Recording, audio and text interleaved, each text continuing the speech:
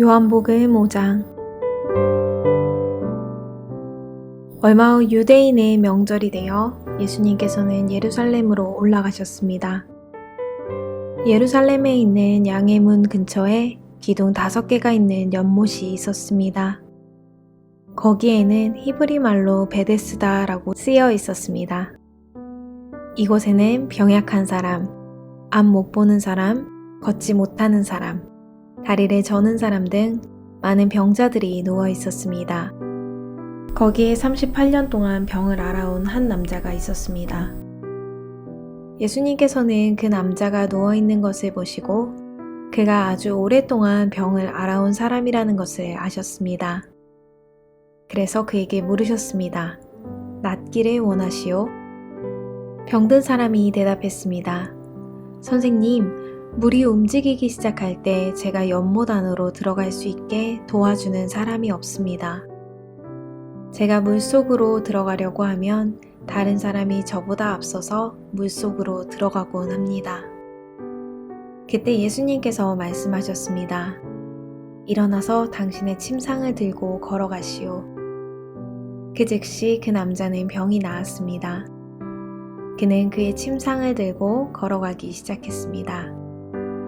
그런데 그날은 안식일이었습니다. 그래서 유대인들은 병이 나은 그 남자에게 이렇게 말했습니다. 오늘은 안식일이오. 안식일에 당신이 침상을 들고 가는 것은 율법을 어기는 일이오. 그러자 그 남자가 대답했습니다. 나를 고쳐주신 분이 나에게 침상을 들고 걸어가거라 하고 말씀하셨습니다. 당신에게 침상을 들고 걸어가라고 말한 사람이 도대체 누구요? 라고 유대인들이 다시 물었습니다. 그러나 병고침을 받은 사람은 어떤 사람이 자기를 고쳐주었는지 알 도리가 없었습니다. 왜냐하면 그곳에는 많은 사람이 있었고 예수님께서는 이미 군중 속으로 사라진 뒤였기 때문입니다. 얼마 후 예수님께서는 성전들에서 그 남자를 만나 그에게 말씀하셨습니다. 보시오, 당신은 이제 다시 건강해졌으니 더 악한 일이 당신에게 닥치지 않게 다시는 죄를 짓지 마시오. 그 남자는 그 자리를 떠나 유대인들에게 가서 자신을 고쳐주신 분이 예수님이라고 말했습니다. 예수님께서는 안식일에 이러한 일을 하셨기 때문에 유대인들은 예수님을 핍박하기 시작했습니다.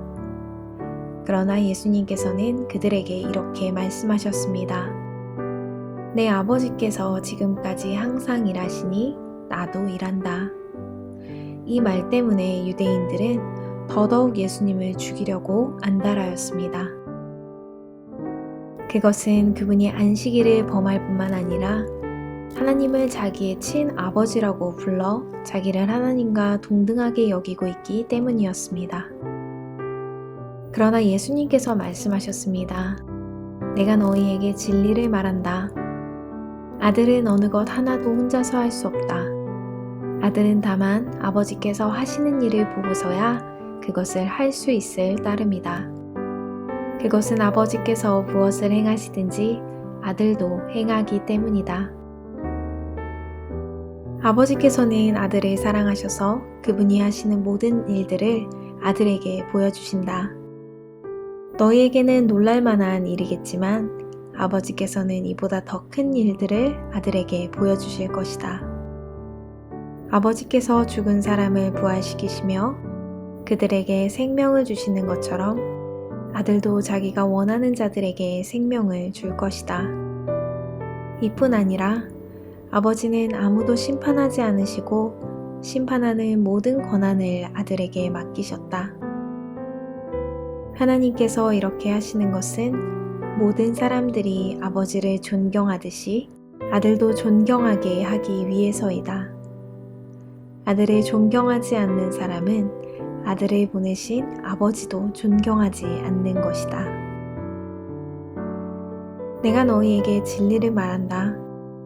누구든지 내 말을 듣고 나를 보내신 분을 믿는 사람은 영원한 생명을 얻었고 심판을 받지 않을 것이며 사망에서 생명으로 옮겨졌다. 내가 너희에게 진리를 말한다. 죽은 사람이 하나님의 아들의 음성을 들을 때가 올 것인데 그때가 바로 지금이다. 그 음성을 듣는 사람들은 살 것이다. 아버지 속에 생명이 있는 것처럼 아버지께서는 아들에게도 생명을 주어 그 속에 있게 하셨다. 또한 아들이 곧 인자이기 때문에 아버지께서는 아들에게 심판할 수 있는 권한을 주셨다. 이 말을 한다고 놀라지 마라. 무덤 속에 있는 모든 사람들이 아들의 음성을 들을 때가 올 것이다. 선한 일을 한 사람들은 생명을 얻기 위해 부활할 것이며 악한 일을 한 사람들은 심판을 받기 위해 부활할 것이다. 나는 혼자서는 아무것도 할 수 없다. 나는 내가 듣는 대로만 심판을 한다. 그래서 나의 심판은 의롭다. 나는 내가 하고 싶은 것을 하려 하지 않고 오직 나를 보내신 분이 원하시는 것을 하려고 애쓴다. 내가 나 자신에 대하여 증언한다면 사람들은 내 증거를 참된 증거로 받아들이지 않을 것이다. 그러나 나에 대하여 증언하는 다른 분이 계시니 나는 그분이 나에 대하여 증언하는 것이 옳다는 것을 안다. 너희가 요한에게 사람을 보냈고 요한은 너희에게 진실되게 증언하였다. 그렇다고 해서 내가 사람에게서 증언을 받은 것이 아니다. 내가 이런 말을 하는 것은 너희가 구원을 얻을 수 있도록 하기 위해서이다. 요한은 타오르면서 빛을 내는 등불이었다. 너희는 잠시 요한의 빛 가운데서 기뻐하기를 원했으나 내게는 요한의 증언보다 더 큰 증언이 있다. 아버지께서 나에게 하라고 주셨고 지금 내가 행하고 있는 일들이 아버지께서 나를 보내신 것을 증언한다. 나를 보내신 아버지께서 친히 나를 증언해 주셨다. 너희는 지금까지 그분의 음성을 듣지도 않았고 그분의 모습을 보지도 않았다. 또한 너희는 아버지께서 보내신 사람을 믿지 않기 때문에 하나님의 말씀이 너희 속에 머물러 있지도 않는다. 너희는 성경에서 영생을 얻을 수 있다고 생각하여 성경을 부지런히 연구하고 있는데 바로 그 성경이 나를 증언하는 것이다. 하지만 너희는 영생을 얻기 위해 나에게 오는 것을 거절하였다. 내가 사람에게서 영광을 받으려는 것이 아니다. 나는 너희가 어떤 사람인지를 안다. 너희에게는 하나님을 사랑하는 마음이 없다. 나는 나의 아버지로부터 받은 권세를 가지고 왔으나 너희는 나를 받아들이지 않는다. 그러나 다른 사람이 자기의 권세를 가지고 온다면 너희는 그를 받아들일 것이다.